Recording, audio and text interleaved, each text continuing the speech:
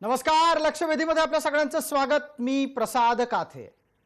अफगाणिस्तानमध्ये बळजबरीनं का होईना, बंदुकीच्या संगीनीच्या जोरावर का होईना, पण सत्तांतर झालं आणि तिथं दहशतवादी गट, झुंडशाही करणारा समूह म्हणून परिचित असलेल्या तालिबाननं सत्ता ताब्यात घेतली.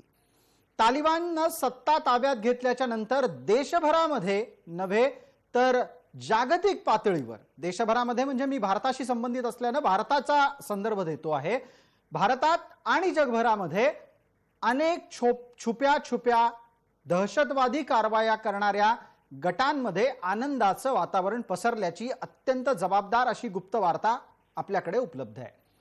याचाच जणू काही परिणाम म्हणून आणि तालिबानला सध्या चालवणारं राष्ट्र म्हणून पाकिस्तान आता दाऊदला वापरत भारताच्या विरोधातली दहशतवादाची मोहीम पुढे नेऊ पाहत आहे. दाऊद हा आता काल परवापर्यंतचा फक्त आणि फक्त अंडरवर्ल्ड डॉन राहिलेला नाही, तो आता आंतरराष्ट्रीय दहशतवादी आहे. अमेरिकेच्या यादीत त्याचं वरचं स्थान आहे आणि अमेरिकेसकट अख्ख्या जगाला आता दाऊद हवा आहे.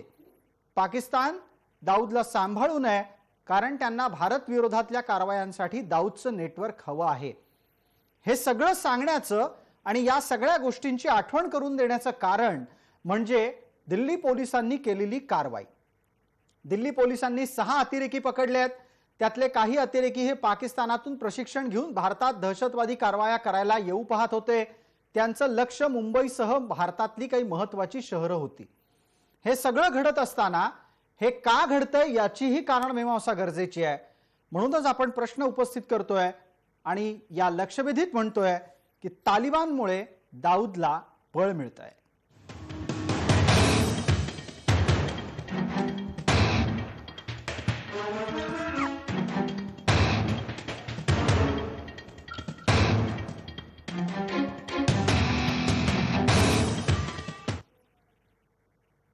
या चर्चेत आपल्याबरोबर सहभागी होतात महाराष्ट्राचे माजी पोलीस महासंचालक प्रवीणजी दीक्षित, आपल्यासोबत आंतरराष्ट्रीय विषयाचे अभ्यासक शैलेंद्रजी देवळाणकर, राजकीय प्रवक्ते या नात्यानं आपल्यासोबत 2 मंडळी आहेत.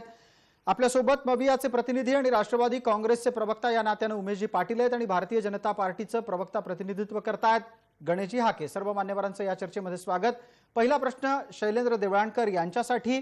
शैलेंद्रजी, आता ज्या पद्धतीनं दिल्ली पोलिसांनी कारवाई केली आणि देशावर आलेलं एक संकट टळल्याचा त्यांनी दावा केलेला आहे, हे संकट मुळात तालिबानच्या आत्ता सत्तेत आल्याच्या नंतर अधिक जोमानं पसरत असलेल्या दहशतवादामुळेच होऊ शकलं असतं का, येऊ शकलं असतं का? नाही, नक्कीच आहे प्रसादजी. मला असं वाटतं आहे की आय होप दॅट माझा आवाज आपल्याला प्रॉपरली येतो आहे. बिलकुल येतोय. थोडं फक्त पुढे येऊन बसा, आपण फार कॅमेराच्या थोडे लांब आणि खाली बसलेले आहात. Okay, I hope that it is okay now. हो. जसं तालिबानचं शासन हे अफगाणिस्तानमध्ये आलेलं आहे, तसं जगभरातल्या दहशतवादी संघटनांचं नैतिक धैर्य, सामर्थ्य हे वाढलेलं आहे आणि त्याच्या मागची कारणं पण तशीच आहेत. नुकतंच अल-कायदाचं तालिबान बरोबर एक चर्चा झाली, एक डिस्कशन झालं आणि त्या चर्चेमध्ये साधारणतः 33 देशांमध्ये आपल्याला जिहाद हा वेज करायचा आहे किंवा जिहाद लढायचा आहे आणि त्यासाठी तालिबाननी पूर्णपणे सहकार्य करावं अशा स्वरूपाच्या आणि ज्यामध्ये भारतातल्या काश्मीरचाही उल्लेख होता. त्याचप्रमाणे जैश ए मोहम्मदचा म्होरक्या मौलाना मसूद अझहर हा देखील तालिबानच्या नुकताच तिथे जाऊन आला. त्यांच्याबरोबर त्यांची चर्चा झाली आणि जम्मू आणि काश्मीरमध्ये आम्हाला तुमची मदत लागेल अशा प्रकारचं आवाहन त्यांनी तालिबानला केलेलं होतं. त्याचप्रमाणे ज्या पद्धतीचे त्यांची ही मिनिस्ट्री आहे, 33 पैकी 17 आहेत ड्रेडेड टेररिस्ट आहेत, ब्लॅकलिस्टेड आहेत. त्याच्यापैकी जो त्यांचा इंटेरियर मिनिस्टर आहे, गृहमंत्री आहे सिराजुद्दीन हक्कानी, हा हक्कानी यांनीच 2 वर्षांपूर्वी कबूलमध्ये जेव्हा भारताच्या एम्बसीवरती अटॅक झाला होता, त्या अटॅकची जबाबदारी या सिराजुद्दीन हक्कानीने घेतलेली होती आणि ज्याच्यामध्ये 50 लोकांचा मृत्यू हा झालेला होता. आणि आता ज्या वेळेला जशा पद्धतीने सोव्हिएत युनियनचं सैन्य 1989 ला हे अफगाणिस्तानमधनं बाहेर पडलं होतं, त्यावेळेला ज्या पद्धतीच्या घोषणा लाहोर, पेशावरमध्ये आणि अफगाणिस्तानमध्ये देखील काही क्वार्टर्समध्ये दिल्या गेल्या होत्या, की आम्ही आता सोव्हिएत रशियाला पळवून लावलं आहे. आता भारताला आम्हाला जम्मू काश्मीरमधनं पळवून लावायचं आहे. अशाच पद्धतीच्या, अशाच स्वरूपाच्या घोषणा या जेव्हा अमेरिकेची 31 ऑगस्टला एक्झिट झाली अफगाणिस्तानमधनं, तेव्हा अशा स्वरूपाच्या घोषणा ह्या दिल्या गेलेल्या आहेत. त्यामुळे आपण हे लक्षात ठेवणं गरजेचं आहे, की तालिबानचा मुख्य हँडलर जो आहे, त्यांचा संपूर्ण करता करविता जो आहे, हा पाकिस्तान आहे. पाकिस्तानचे ISIचे प्रमुख तिथे जाऊन बसलेले होते. हे अख्खं गव्हर्नमेंट जे आहे, हे पाकिस्तानने डिझाईन केलेलं गव्हर्नमेंट आहे. हे अमेरिकेला देखील याची पूर्णपणे कल्पना आहे. आणि त्यामुळे आपल्याला एक गोष्ट लक्षात ठेवणं गरजेचं आहे, की तिथं तालिबान आल्यानंतर त्याचे प्रत्यक्ष अप्रत्यक्ष परिणाम हे आपल्यावरती निश्चितपणे होणार आहेत. कारण यांची नावं बदललेली आहेत. जैश ए मोहम्मद आणि तालिबानचा इतिहास हा एकाच वेळेला सुरू होतो.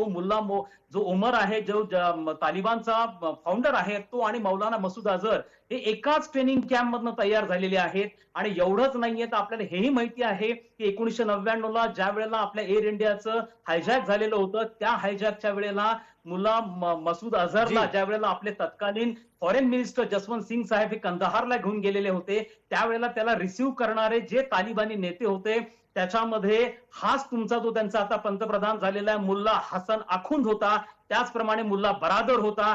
त्यामुळे हे जे आहेत, हे एकाच नाण्याच्या दोन बाजू आहेत. आणि तालिबाननी कितीही सांगितलं की आम्ही आता बदललेलो आहोत, नाऊ वी हॅव इव्हॉल्व्ड, आम्ही आता खूप लिबरल झालेलो आहोत, आपण त्यांच्यावरती यत्किंचितही विश्वास ठेवता कामा नाहीये. त्याचं कारण असं की तालिबान अजिबात इव्हॉल्व्ह झालेला नाहीये, तालिबान अजिबात बदललेला नाहीये. तालिबानमध्ये 6 टोळ्यांचं अस्तित्व आहे. या 6 टोळ्यांपैकी 4 टोळ्या ह्या पूर्णपणे पाकिस्तानच्या नियंत्रणामधल्या आहेत. हक्कानी टोळी प्रिडॉमिनंट आहे, म्हणूनच होम मिनिस्ट्री त्यांनी त्यांच्याकडे ठेवलेली आहे. आखुंद हा आहे की नाही हे पण माहिती नाहीये, जिवंत आहे की नाही हा पण माहिती नाहीये. हे पूर्णपणे ISIचं एक अशा स्वरूपाचं षडयंत्र आहे की ज्यांना कोणत्याही परिस्थितीमध्ये भारताला तर अफगाणिस्तानमधनं काढायचंच आहे, पण त्यांचा एक लॉंग टर्म अजेंडा आहे. ज्या पद्धतीच्या एका अत्यंत ब्रॉड आणि कम्प्रेहेन्सिव्ह जिहादच्या त्या गोष्टी करतायत, त्यामध्ये जम्मू काश्मीर आहे. त्यामुळे आपल्याला निश्चितच सावध राहावं लागणार आहे. या सगळ्याच्या मागे जगात इस्लामी राजवट प्रस्थापित करणं हे लपून राहिलेलं नाही.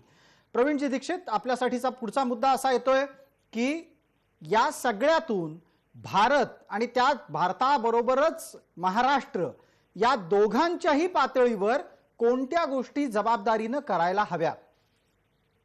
आपल्याला आता आंतरराष्ट्रीय स्तरावरती ज्या काही घडामोडी इतर राष्ट्रांनी देखील केलेली चिंता वगैरे ज्या आहेत त्या आता शैलेंद्रजींनी सुस्पष्टपणे सांगितलेल्या आहेत. त्याचबरोबर एक महत्वाचा मुद्दा आहे की ज्या वेळेला तालिबाननी अफगाणिस्तानमध्ये आपला जय झाला असं जाहीर केलं, त्याच वेळेला किंवा त्याच्या इमिजिएटली त्याच्यानंतर महाराष्ट्रातल्या आणि भारतातल्या सुद्धा अनेक जे काही मुस्लिम प्रमुख व्यक्ती आहेत त्यांनी देखील त्याचं स्वागत केलेलं आहे. आणि स्वागत करून आम्हाला आमचा त्याला पूर्ण पाठिंबा आहे अशा प्रकारचं वक्तव्य त्यांनी दिलेलं आहे. त्याच्यातून स्पष्ट होतं की त्यांची मानसिकता काय आहे. आणि हे जे आपल्याला दिसतंय हे फक्त काही प्रमुख व्यक्तींच्या मधून दिसतंय. त्याच्याशिवाय जे अनेक स्लीपिंग सेल्स आहेत की ज्यांना दाऊद इब्राहिम किंवा इतर दहशतवादी गटांचं फंडिंग किंवा फायनान्सिंग किंवा इतर काही त्यांची मदत आहे, हे असे जे काही स्लीपिंग सेल्स आहेत हे कुठे कुठे आहेत हे आपल्याला कल्पना सुद्धा करता येणं अशक्य आहे. त्यामुळे हे सगळे स्लीपिंग सेल्स ते आता ऍक्टिव्ह करण्याचा प्रयत्न करतील. जम्मू काश्मीर हा तर त्यांचा नक्कीच अत्यंत महत्वाचा असा टार्गेट आहेच आहे. परंतु त्याशिवाय भारतात एकंदरीतच भारतामध्ये इतर ठिकाणी सुद्धा दहशतवादी कारवाया करणं, भारतातल्या लोकशाही आणि त्यांच्या दृष्टी राष्ट्रीय नेतृत्व असलेला राष्ट्रीय असा जो काही गट आहे त्याला पूर्णपणे नेस्तनाबूत करणं आणि या ठिकाणी एक प्रकारचं ज्याला केऑस म्हणतो आपण, अशा प्रकारचा केऑस निर्माण करून लोकांचा लोकशाहीवरचा लोकप्रतिनिधींवरचा विश्वास उडवणे आणि त्यातून आपला जिहादचं काही जे त्यांचं टार्गेट आहे ते साध्य करणं हे तरी स्पष्ट आहे आणि त्याला आता खूप मदत होईल असं दिसतंय. या निमित्ताने एक आणखीन तपशील चर्चेमध्ये आणतो, राजकीय प्रवक्त्यांना त्या निमित्तानं नंतर बोलतं करतोच. शैलेंद्रजी देवळाणकर, आपण आणि प्रवीणजी दीक्षित आपण दोघांनीही त्यावर बोलावं. एक अशी थिअरी कायम दहशतवादाच्या अभ्यासकांकडून मांडली जाते की भारताच्या संसदेवर हल्ला झाला कारण त्यावेळेला संपूर्ण जगाचं लक्ष एका गोष्टीपासून विचलित करायचं होतं आणि ती गोष्ट होती ओसामा बिन लादेनचं अफगाणिस्तानातून पाकिस्तानात होणारं स्थलांतर. अशाच प्रकारच्या काही घटना भविष्यामध्ये आंतरराष्ट्रीय पातळीवरच्या काही गोष्टींपासून लक्ष विचलित करण्यासाठी आणि भारत हा दहशतवाद्यांचा सॉफ्ट टार्गेट असू शकतो तसं करण्याच्यासाठी पुन्हा एकदा घडवून आणल्या जाऊ शकतात का? शैलेंद्रजी, आपलं उत्तर आधी, प्रवीणजी त्यानंतर. नाही, हा नक्कीच आहे. हा पाकिस्तानचा एक अजेंडा आहे, कारण सध्या पाकिस्तानकडे सगळं जग हे प्रामुख्याने एक टेरर एक्सपोर्ट कंट्री म्हणून बघतं आहे. पाकिस्तानचा रोल जो आहे तो त्याच्यामधला अत्यंत विजिबल आहे. याची पूर्ण कल्पना अमेरिकेला आहे, युरोपियन कंट्रीजला आहे. त्यामुळे आपल्याला याची कल्पना आहे की पाकिस्तान हा FATF म्हणजे फायनान्शियल ऍक्शन टास्क फोर्सच्या सध्या ग्रे लिस्टमध्ये आहे. पुढच्याच महिन्यामध्ये त्यांची आता पुन्हा एकदा महत्वाची बैठक आहे. पाकिस्तानला ब्लॅक लिस्टमध्ये जाण्यापासून वाचवायचं आहे स्वतःला. आणि आता पाकिस्तानला जे डोनर्स होते त्यांनी पण आपला हात आकडता घेतलाय. सौदी अरेबिया पण पाकिस्तानपासून बऱ्यापैकी दूर जाण्याचा प्रयत्न करतोय. अमेरिका ऑलरेडी त्याच्या कंडिशनल हा या सगळ्या बाबतींमध्ये आहे. त्यामुळे पाकिस्तान कुठेतरी आम्ही दहशतवादाला पसरवतो आहोत किंवा दहशतवाद आमच्या भूमीवर फार मोठ्या प्रमाणावर आहे हे निश्चितपणे आता कमी आहे दाखवण्याचा प्रयत्न करेल. आणि भारत आता कशा पद्धतीने दहशतवादाचं केंद्र बनतो आहे हे दाखवण्याचा प्रयत्न करेल. आणि म्हणूनच पाक पुरस्कृत याच निमित्तानं मग पटकन प्रवीणजी आपणही या मुद्द्यावर प्रकाश टाकावा की या सगळ्यामध्ये दाऊद टोळीचं नक्की कशा प्रकारचं कर्तुम असेल, थोडक्यात त्यांच्या कारवाया कशा असतील. कारण आता अनीसचं नाव समोर यायला लागलंय. काल परवापर्यंत दाऊदचं नाव असावं, दाऊद जिवंत आहे की मेला हेही आज कोणाला माहिती नाही, पण त्याच्या नावानं चालणाऱ्या या फर्म्स आहेत आणि दाऊदच्याच भावाच्या माध्यमातून होणाऱ्या कारवाया या आता ठळकपणे समोर येत आहेत. त्यात आपल्याला लक्षात घ्यायला पाहिजे की हवाला रॅकेट हे जे आहे हे काही संपलेलं नाहीये आणि त्याच्याच जोडीने नार्कोटिक्स. आपल्याला कल्पना आहे की गेल्या आपण काही महिने पाहतोय मुंबईमध्ये कित्येक किलो अशा प्रकारचं हशीश आणखी इतर नार्कोटिक्स त्या वेळोवेळी जप्त करण्यात आलेले आहेत. इतर देखील भागामध्ये अशाच प्रकारचे नार्कोटिक्स घुसवण्याचा पाकिस्तानचा आणि इतर राष्ट्रविरोधी एजन्सीचा प्रयत्न आहे तोही उघडकीस आलेला आहे. आणि हे जे सगळं आहे हे केवळ नार्कोटिक्स असेल किंवा हवाला असेल, त्याचा उद्देश एकच आहे, ते म्हणजे शस्त्रास्त्र स्फोटकं ती भारतामध्ये पोहोचवणं आणि ती जे राष्ट्रविरोधी अशा काही घटक आहेत त्यांच्यापर्यंत नेऊन देणं.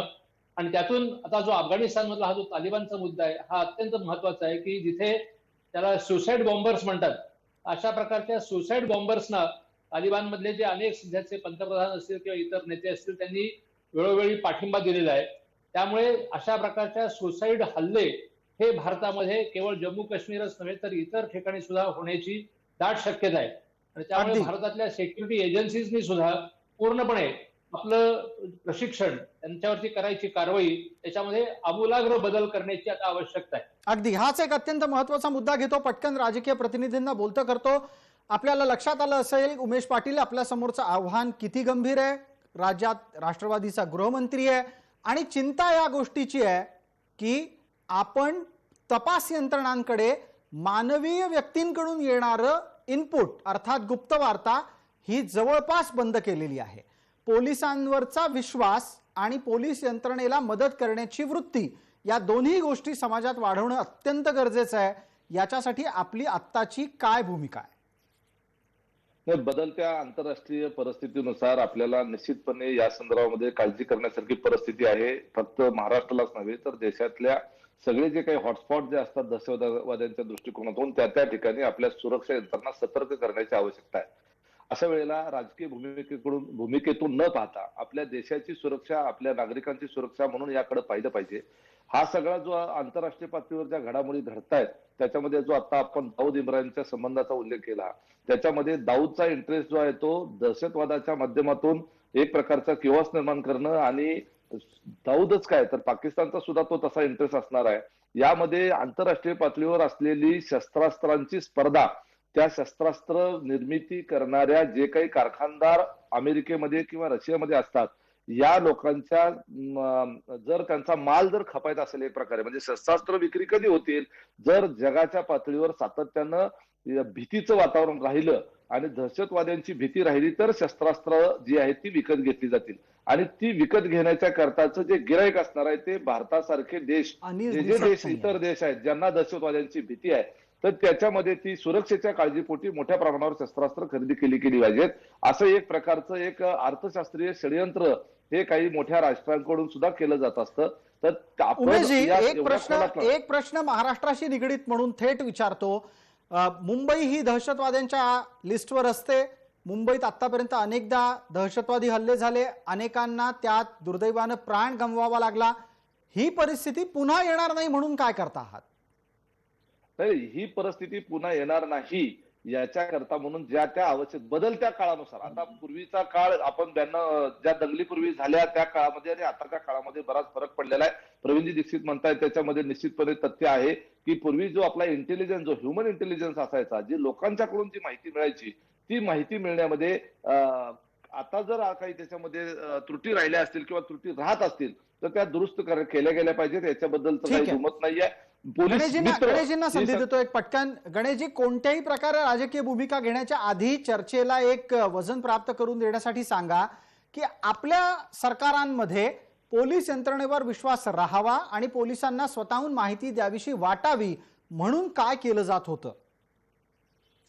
निश्चितपणे आता प्रवीण दीक्षित साहेबांनी फार चांगल्या पद्धतीची म्हणजे माहिती या संदर्भात सांगितली. कारण मी सांगणं म्हणजे परत उमेश पाटलाला वाटायचं की हे आपल्या सरकारच्या बद्दलचं कौतुक करतायत, पण तसं नव्हतं. की आम्ही मानवी ह्या यंत्रणांकडून ज्या गुप्त अशा स्वरूपाच्या ज्या माहिती, ती माहिती पूर्णपणे घेत होतो आणि त्याच्या आधारावरतीच, आणि एव्हाना आपली पोलीस यंत्रणा आहे आणि सरकार आहे, या सगळ्या गोष्टीच्या समन्वयातून या महाराष्ट्रामध्ये कायदा सुव्यवस्था असेल किंवा महाराष्ट्रामध्ये अशा स्वरूपाचे दहशतवादी हल्ले असतील, अतिरेकी असतील किंवा अन्य कुठल्या अशा ज्या पद्धतीच्या संघटना, त्यांच्यावरती आपल्याला एक आम्ही ज्याला माहिती नावाचा जो प्रकार आहे तो ती ठेवण्याचा प्रयत्न केला आणि त्याच्यासाठीच्या उपाययोजनाही केला, करत होतो. आणि याची कल्पना सुद्धा मला सांगतो की ज्या अशा दहशतवादी संघटना आहेत त्यांनाही होती आणि म्हणून त्यांनी कुठल्याही प्रकारच्या हालचाली आमच्या काळामध्ये त्यांनी केल्या नाहीत किंवा असं ते धाडस ते दाखवू शकले नाहीत. मग आत्ताच्या घडीला एक छोटा प्रश्न पुढचा माझा आपल्यासाठी असा आहे की तालिबान सत्तेत आल्याच्या नंतर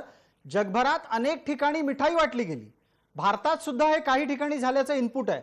अशा प्रकारच्या घटना करण्याचं धाडस का होतं आणि अशा प्रकारच्या घटना करणारा समूह हा नक्की कोण असतो?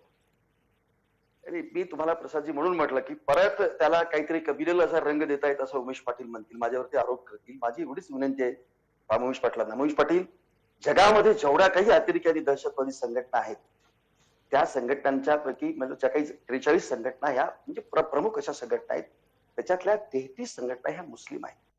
आपण हे लक्षात ठेवलं पाहिजे दुर्दैवाने. आणि म्हणून अशा वेळेला आपण राजकीय कुठल्याही पद्धतीचा फायदा मिळवण्यासाठी या दृष्टीने आपण विचार करत असताना आपण, मला असं वाटतं की जे म्हणून अशा स्वरूपाच्या अतिरेकी संघटना आहेत त्याचा म्हणजे अत्यंत प्रामाणिकपणे या देशाच्या हिताच्या दृष्टिकोनातून, महाराष्ट्राच्या सुरक्षिततेच्या दृष्टिकोनातून आपण सरकार म्हणून या पद्धतीचे निर्णय घेण्याची आवश्यकता आहे. उमेशजी, याच्यावरची प्रतिक्रिया अपेक्षित करतो. उमेशजी, 30 सेकंदात आपली प्रतिक्रिया.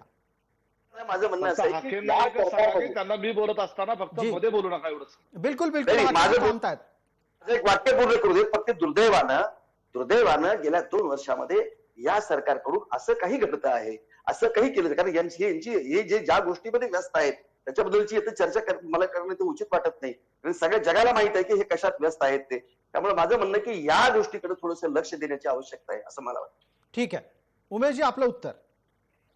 कसं आहे की आपण ह्या चर्चेला एक दर्जा आहे. प्रवीणजी दीक्षित साहेब यांच्यासारखे राज्याचे पोलीस महासंचालक, आंतरराष्ट्रीय दहशतवादाचा आणि आंतरराष्ट्रीय संबंधाचा अभ्यास असलेले शैलेंद्रजी या ठिकाणी आहेत. त्या ठिकाणी माझा अप्रोच हा राजकीय चर्चा करण्याचा नव्हताच, परंतु तरी सुद्धा या चर्चेच्या निमित्तानं महाराष्ट्र सगळी ही चर्चा पाहत असताना हाकेंनी ज्या संदर्भामध्ये सांगितलं की कम्युनल ज्या लोकांनी तालिबानमध्ये अफगाणिस्तानमध्ये तालिबान्यांची सत्ता आल्यानंतर भारतासकट इतर कुठल्या देशांमध्ये ज्यांनी आनंद साजरा केला हे त्या देशाच्या वर प्रेम असलेले नागरिक नाहीत, हे अगदी स्पष्ट करतो. अशा पद्धतीच्या आपल्यामध्ये राहणाऱ्या विषारी प्रवृत्तींना कुठलाही थारा नाही, त्यांना कुठलाही पाठिंबा नाही. भारतामध्ये राहणारा जो भारतावर प्रेम करणारा मुसलमान सुद्धा अशा पद्धतीच्या कम्युनल विचारधारा बाळगणाऱ्या मुस्लिम समाजातल्याच लोकांच्या बाबतीमध्ये त्यांचाही त्याला पाठिंबा असणार नाही. दहशतवादी हल्ले ज्या वेळेला वाजपेयी साहेब ज्या वेळेला त्या ठिकाणी संसदेवर हल्ला झाला होता त्यावेळेला भाजपचं सरकार त्या ठिकाणी होतं. दहशतवादी हल्ला संसदेवर झाला त्यावेळेला आपण काय त्यावेळेला तुमची सुरक्षा यंत्रणा झोपली होती का? ज्या वेळेला असं प्रश्न विचारून चालत नसतं. ते काही ना काही त्रुटी राहिलेल्या असतात सरकारी पातळीवर किंवा यंत्रणांच्या पातळीवर. आहे. आपण ज्या वेळेला तिकडे जाऊन अतिरेक्याला जाऊन सोडून आलो, या ठिकाणी पाकिस्तानचे 2 तुकडे करून इंदिरा गांधीने त्या ठिकाणी बांगलादेशची निर्मिती केली. हा सुद्धा एक इतिहास आहे. त्यामुळे आपण असं समजायचं नाही की आम्हीच फक्त ठेका घेतलाय आणि आम्ही ज्या वेळेला सत्तेत असतो, म्हणजे भाजपवाले ज्या वेळेला सत्तेत असतात त्यावेळेला दहशतवाद्यांवर दहशत असते असं समजण्याचं कारण नाही. दहशतवादी हे ते वेगळ्या पद्धतीच्या विचारसरणीचे असतात. ते सरकार कुणाचं हे बघत नाहीत. त्यांचा अजेंडा हा ठरलेला असतो. अगदी आपण सतर्क अत्यंत आहे. महत्वाच्या वळणावर आपण उमेशजी ही चर्चा आणलीत. याच वळणावर पटकन शैलेंद्रजी देवळाणकर यांना बोलतं करतो. सरकार कुणाचीही असो, दहशतवाद्यांचे अजेंडे ठरलेले आहेत. मग अशा वेळेला सामान्यांनी सुद्धा सतर्क राहणं गरजेचं आहे. एखाद्याला चर्चेच्या शीर्षकाला पाहून असं वाटू शकतं की तालिबान्यांचं दाऊदला बळ मिळत असताना सामान्यांचा त्यात रोल काय. पण आपल्याला या चर्चेत हे समाज जागृतीसाठी सुद्धा सांगणं गरजेचं आहे शैलेंद्रजी, की सामान्य माणूस जिथे असेल तिथे सुद्धा त्यांना आपले कान नाक डोळे उघडे ठेवले पाहिजे. हे अगदी खरं आहे. म्हणजे आपण ही जबाबदारी जी आहे ही केवळ सरकारची आहे किंवा आपल्या सुरक्षा यंत्रणांची आहे, इंटेलिजन्स एजन्सी जी आहे, पोलीस आहे, यांचीच ही जबाबदारी नाहीये. ही जबाबदारी याच्यामध्ये प्रत्येक स्तरावरती प्रत्येक नागरिकाची ही जबाबदारी आहे. आपण प्रत्येकाने दक्ष राहणं अत्यंत गरजेचं आहे. आपल्या सोबताली घडणाऱ्या गोष्टींकडे आपला अत्यंत क्लोज आय असणं अत्यंत गरजेचं आहे. आणि हेच इनपुट्स आपण हे आपल्या सुरक्षा यंत्रणांपर्यंत, जर तुम्हाला अशा स्वरूपाच्या काही घटना नजरेस आल्या तर आपण तात्काळ ते शेअर करणं देखील अत्यंत गरजेचं आहे. पण हा जो ह्युमन इंटेलिजन्स आहे हा अत्यंत महत्वाचा आहे आणि याच्यातूनच प्रॉपरली लीड्स या मिळत असतात. आज अमेरिकेचा सगळ्यात मोठा प्रॉब्लेम असा निर्माण झाला आहे की तिथनं सैन्य काढून घेतल्यानंतर अमेरिकेला अफगाणिस्तानमधनं आता लोकल इनपुट्स मिळत नाहीयेत. हा ह्युमन इंटेलिजन्स त्यांचा पूर्णपणे फेल गेलेला आहे आणि त्यामुळे ते भारताकडे बघायला लागलेले आहेत की भारताकडनं त्यांना काही लीड मिळू शकतात का. म्हणून सीआयएचे जे प्रमुख आहे विल्यम बर्न्स हे पण भारतामध्ये आले होते. रशियाच्या सिक्युरिटी एजन्सीचे प्रमुख पण भारतामध्ये येऊन गेलेले होते. युकेच्या बाबतीत हाच प्रकार घडलेला होता. येत्या काळामध्ये भारताची भूमिका देखील महत्वाची असणार आहे. आपले इंटेलिजन्स इनपुट अत्यंत चांगले आहेत, एक्सटर्नल लेव्हलला पण चांगले आहेत. पण मला असं वाटतं की डोमेस्टिकली देखील ही सगळ्यांची आपली सामूहिक जबाबदारी आहे. त्यामुळे येत्या काळामध्ये आपल्याला घाबरण्याची गरज नाहीये, पण दक्ष मात्र आपल्या सगळ्यांना अत्यंत राहावं लागणार आहे. अगदी प्रवीणजी, पटकन चर्चेच्या समारोपापूर्वी आपल्याकडून ही प्रतिक्रिया अपेक्षित करतो की या सगळ्यात यंत्रणांनी सुद्धा आपल्या वर्तनात सुधारणा करायला हवी, जेणेकरून माणसाला यंत्रणेपर्यंत पोहोचण्याची भीती वाटता कामा नये. खरंय. त्या स्लीपिंग सेलचं वैशिष्ट्यच हे आहे की ते पूर्णपणे आपला बाहेरचा एक वेगळा मुखवटा दाखवतात. जसा आता हा जो आज पकडला गेलेला आहे, त्याच्या आजूबाजूच्या कोणत्याही लोकांना तुम्ही विचारलं तर त्याला काहीही कल्पना नव्हती. त्यांना असंच वाटत होतं की हा एक सामान्य माणूस आहे, केवळ ड्रायव्हर आहे आणि येतो आणि जातो. पण तसं नाहीये. अशा प्रकारे त्यांच्यावरती सुद्धा कदाचित त्याचे पालक असतील, त्याची बायको असेल, त्याच्या आजूबाजूचे मित्र असतील, त्यांनी सुद्धा अशा लोकांवरती बारकाईने लक्ष ठेवून त्याची माहिती वेळोवेळी जवळच्या पोलीस अधिकाऱ्यांना द्यायला पाहिजे आणि पोलीस अधिकाऱ्यांनी सुद्धा अशी माहिती देणाऱ्यांचा सन्मान करायला पाहिजे, त्यांचं स्वागत करायला पाहिजे आणि त्यांनी दिलेली माहिती ही वेळोवेळी व्हेरीफाय करायला पाहिजे. बिलकुल. त्यांना आपण जे आज पोलिसांकडनं पाहतो की एक प्रकारची तुच्छतेची किंवा एक दुर्लक्षाची जी भूमिका वठवली जाते ती बरोबर नाहीये. त्यांचं स्वागत व्हायला पाहिजे. बिलकुल. थोडक्यात आपण सर्वजण अधिक सजग राहू, व्हॉट्सॲप आणि मोबाईलमध्ये घातलेल्या डोक्याला वर काढू आणि आजूबाजूला काय घडतंय ते पाहू, संबंधित यंत्रणांपर्यंत ते पोहोचवू अशी अपेक्षा व्यक्त करूयात. आपल्या स्वतःच्या सुरक्षेची आणि पर्यायानं देशाच्या सुरक्षेची जबाबदारी प्रत्येकावर आहे हे विसरून चालणार नाही.